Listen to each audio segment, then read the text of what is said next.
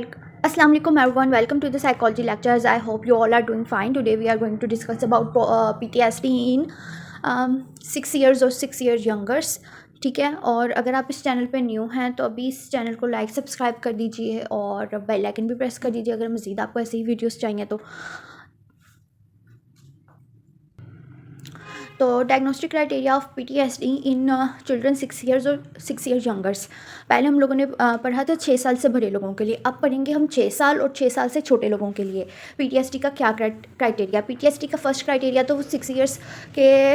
मतलब लगभग सिमिलर ही है, लेकिन इसमें ये चीज़ है कि अगर 6 साल या 6 साल से छोटा बच्चा किसी एक्चुअल और थ्रेटन डेथ, जैसे कि ये चीज़ें मैंने उधर भी एक्सप्लेन की थी, किसी सीरियस इंजरी या फिर सेक्सुअल वायलेंस का शिकार होता है या फिर किसी को विटनेस करता है या फिर वो किसी उसके केयर गिवर पेरेंट के साथ हुआ है, तो फिर मैं भी वो बच्चे के लिए वो एक एक्सपीरियंस जो है वो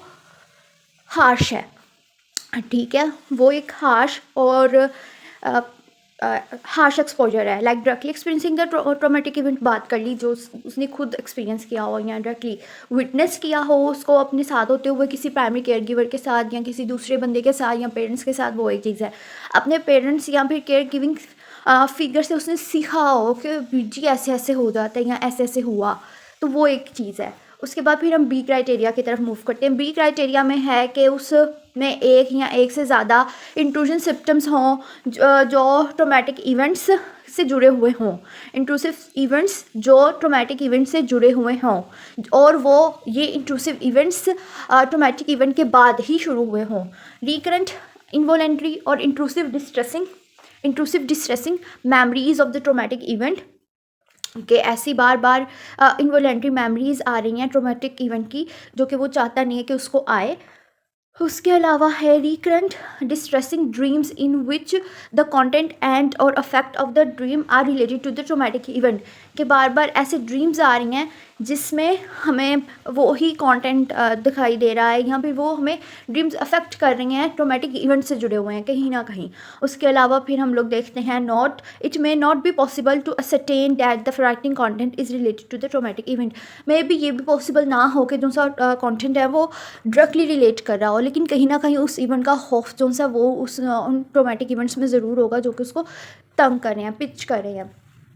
उसके बाद है एसोसिएटिव रिएक्शंस, मतलब flashbacks in which the child feels or acts as the traumatic events were recurring, कि कोई ऐसे फ्लैशबैक्स आए जिसमें उसको ये महसूस हो कि वो ट्रॉमेटिक इवेंट जो है वो दोबारा हो रहा है या फिर हो सकता है या हो जाएगा, ठीक इस तरह उसको महसूस हो। उसके अलावा है कि सच रिएक्शंस में अकर होना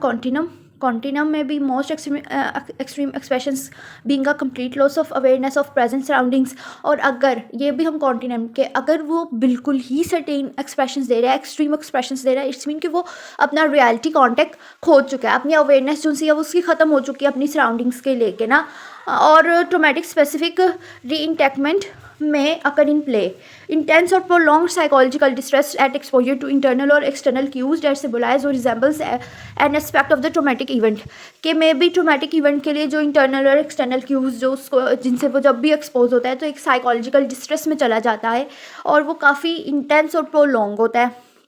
अब इंटरनल एक्सटर्नल क्यूज़ कैसे होंगे? इंटरनल क्यूज़ कोई रैंडम थॉट आ गया, कोई मेमोरी ब्रिंग आउट हो गई, कोई चीज़ हम किसी दूसरी चीज़ से एसोसिएट कर रहे हैं। एक्सटर्नल कोई उस चीज़ के बारे में बात कर रहा है, कोई उस चीज़ का उससे ही सिमिलर कोई इवेंट, कोई सराउंडिंग, कोई पर्सन, कोई कुछ भी जो हमें दोबारा से सुनने को या देखने को मिल रहा है, वो हमारे एक्सटर्नल क्यूज़ होगा। Marked physiological reactions to reminder of the traumatic events, के फिजियोलॉजिकल रिएक्शंस भी हम कहीं ना कहीं उस ट्रॉमेटिक इवेंट के रेलिवेंट देते हैं। उसके अलावा फिर आ जाता है सी क्राइटेरिया। सी क्राइटेरिया में है वन और more of the following symptoms representing either और परसिस्टेंट अवॉइडेंस ऑफ स्टिमुलस, के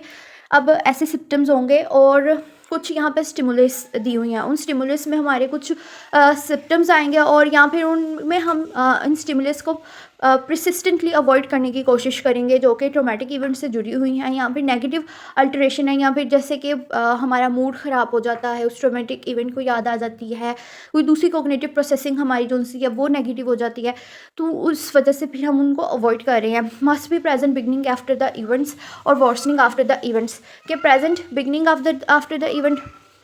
कि जब वो इवेंट हुआ उसके बाद से ही ऐसा होना शुरू हुआ कि हमें वो नेगेटिवली इम्पेक्ट करने लगी हैं कुछ चीज़ें, कुछ सिम्टम्स, नेगेटिव सिम्टम्स आने लगे हैं और इवेंट के बाद वो मज़ीद ख़राब भी होती जा रही है। परसिस्टेंट अवॉइडेंस ऑफ स्टिमुलस वो क्या है? Persistent avoidance of stimulus, avoidance of or effort to avoid activities, places or physical reminders, कि हम हर उस तरह की प्लेस, एक्टिविटीज़, फिजिकल रिमाइंडर्स, हर चीज़ को हम अवॉइड करते हैं जो हमारे ट्रॉमेटिक इवेंट की जो से एक रिकलेक्शन है, कोई मेमोरीज़ हैं, कुछ भी है, जो चीज़ें हमने ट्रॉमेटिक इवेंट से एसोसिएट करती हैं, उन सबको इग्नोर करने के लिए, उन सबको अवॉइड करने के लिए हम, ताकि वो रिकलेक्शन अरोस ना हो, उजागर ना हो, तो इसलिए हम उन सब चीज़ों को इग्नोर कर रहे हैं। उसके बाद है अवॉइडेंस ऑफ और efforts to avoid people, conversation और इंटरपर्सनल सिचुएशंस, हम लोगों को, कन्वर्सेशंस को, इंटरपर्सनल सिचुएशंस को, हर चीज़ को जो कि ट्रॉमेटिक इवेंट की याद करवा रही है उनको भी इग्नोर करने की कोशिश कर रही है। नेगेटिव अल्टरेशन ऑफ इनकॉग्निशंस कौन कौन सी होंगी? Substantially increased frequency of negative emotional state, fear, guilt, sadness, shame, confusion, ये सारी हमें नेगेटिव इमोशनल स्टेट्स इनकी फ्रिक्वेंसी में ज़्यादा इंक्रीज़ आ जाएगा कि बार बार हमें ये चीज़ें महसूस होना शुरू हो जाएंगी। मार्कली डिमिनिश्ड इंटरेस्ट और पार्टिसिपेटिंग इन सिग्निफिकेंट एक्टिविटीज़, कि हम लोग कुछ अपने इंटरेस्ट, हमारे जो से हमारे कुछ खुद के शौक़ हैं, कुछ खुद के इंटरेस्ट हैं चीज़ों में, वो ख़त्म हो जाते हैं और उसके अलावा हम लोग एक्टिविटीज़ भी इग्नोर करना शुरू कर देते हैं। ठीक, उसके अलावा उसका बिहेवियर जो सा विड्रॉन बिहेवियर हो जाता है, सोशलाइजेशन उसको पसंद नहीं रहती, अपने आप को अलग थलग करके लोगों से मिलना जुलना, सब कुछ ही ख़त्म करना शुरू कर देता है। उसके बाद persistent reaction in expression of positive emotions, के अपने पॉजिटिव इमोशंस को वो एक्सप्रेस ही करना छोड़ देता है, एक्सप्रेस ही नहीं करता। उसके अलावा alterations in arousal and reactivity associated with the traumatic events, के वही चीज़ के उसका अरोजल और रिएक्टिविटी ख़त्म, अल्टरेशन इन अरोजल और रिएक्टिविटी, के उसकी रिएक्शन करना और वो चीज़ें जो उससे उसके ट्रॉमेटिक इवेंट की मेमोरीज़ को रोस्ट करती हैं, वो सारी दिन ब दिन ख़राब होती जाती हैं। ठीक है, with the traumatic event beginning or worsening after the traumatic events, फिर occurred as evidence of by 2 or more of the following, कैसे ख़राब होंगी, मे बी स्टार्ट हो गई हैं या ख़राब होने लग गई हैं रिएक्टिविटी उसकी, तो वो हमें ऐसे पता चलेगा। इरिटेबिलिटी बिहेवियर एंड एंगर आउटब्रेस्ट, के इरिटेबल बिहेवियर, चिड़चिड़ापन और बहुत ज़्यादा गुस्सा भी उसको आ रहा होगा। विद लिटर और no provocation, typically expressed as verbal और फिजिकल एग्रेशन टुवर्ड्स पीपल और ऑब्जेक्ट, के टेम्पर टेंट्रम्स होंगे, एक्सट्रीम किस्म के टेम्पर टेंट्रम्स, वो कैसे होंगे कि मे बी वो बहुत चिड़चिड़ापन, एंगर आउटब्रस्ट, फिजिकल एग्रेशन भी वो लोगों के लिए शो कर रहा है, वर्बल एग्रेशन भी शो कर रहा है। ठीक है, उसके बाद हाइपर विजिलेंस, कि बहुत ज़्यादा हाइपर विजिलेंस, बहुत ज़्यादा कॉन्शियस रहना, वो अपनी सराउंडिंग्स के बारे में, अपने इर्द गिर्द के लोगों के बारे में, हर किसी को लेके विजिलेंट रहना, होशियार रहना। ठीक, हाँ, एग्जैगरेटेड स्टार्टल्ड रिस्पॉन्स,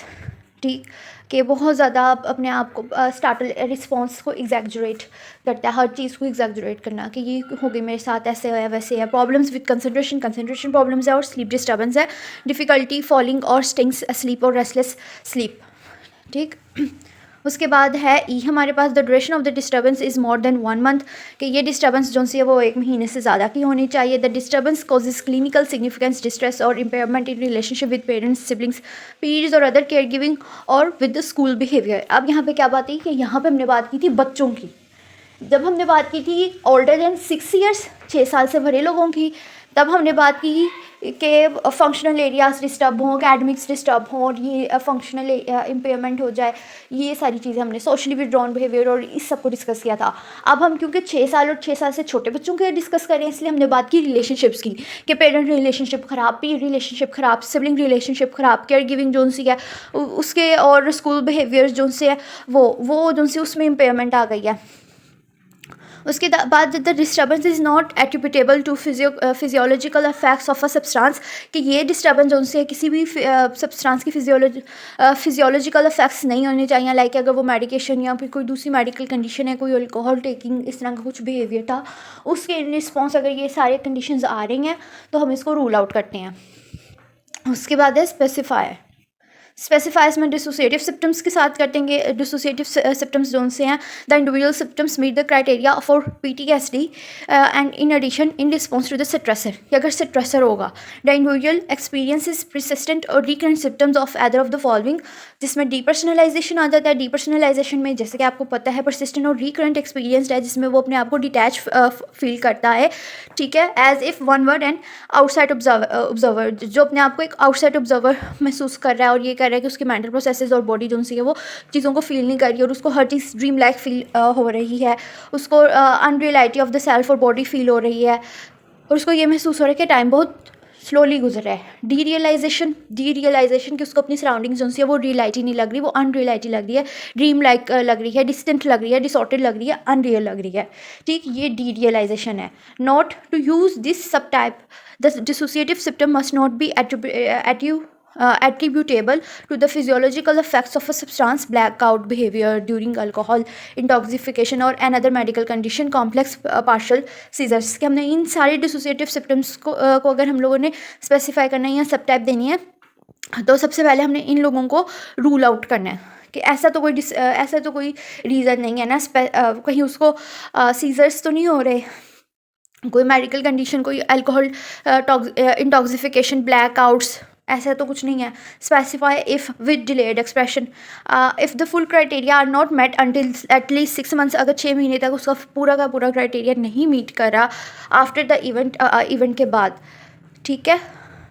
तो विद डिलेड एक्सप्रेशन हम स्पेसिफाई कर देंगे। उसके बाद इसकी प्रिवलेंस देख लेते हैं। प्रिवलेंस में नेशनल लाइफ टाइम प्रिवलेंस जो सी PTSD की एस्टिमेट की गई है DSM-4 का क्राइटेरिया इस्तेमाल करते हुए वो है 6.8%। US अडल्ट्स में बात की गई है यहाँ पे, और लाइफ टाइम प्रिवलेंस जो इसकी देखी गई है US अडल्ट्स में यूजिंग DSM-4 क्राइटेरिया वो है 5% to 8.1%। At a pass 6 months prevalence of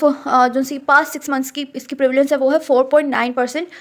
for adolescence, और while definitive comprehensive population defined based data using DSM-5 are not available, findings are beginning to emerge, कि अभी DSM-5 के according इसका सारा कुछ मर्ज किया जा रहा है। उसके मजीद प्रिवलेंस जो सी है वो है in two US national epidemiological studies life time DSM-5 PTSD prevalence estimates range from 6.1% to 8.3%, and the national 12-month DSM-5 prevalence estimated was 4.7% in both studies. उसके बाद national lifetime DSM-4 PTSD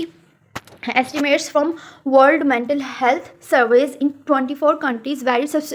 varied substantially among countries, income, country groups and WHO regions. That was 3.9% overall, के सारी 24 countries में overall जो इसकी prevalence है वो 3.9% है। In conflict affected population world wide the point prevalence of the PTSD with functional impairment is 11% after adjustment for age differences across studies, ठीक है, कि एज डिफरेंसेस को भी स्टडी में अक्रॉस किया है। मतलब ओवरऑल इस PTSD में ना आपको मैं सीरियसली बताऊँ तो रिसर्चेज और ये सारा काम काफ़ी हद तक होता है। उसके बाद रिस्क फैक्टर्स और प्रोग्नोस्टिक फैक्टर्स और मज़ीद जो से हमारी डिफरेंशियल और कोमोबिटीज़ हैं वो हम लोग नेक्स्ट वीडियो में डिस्कस करते हैं। तब तक के लिए अल्लाह हाफ़िज़, इजाज़त चाहूँगी, टेक केयर।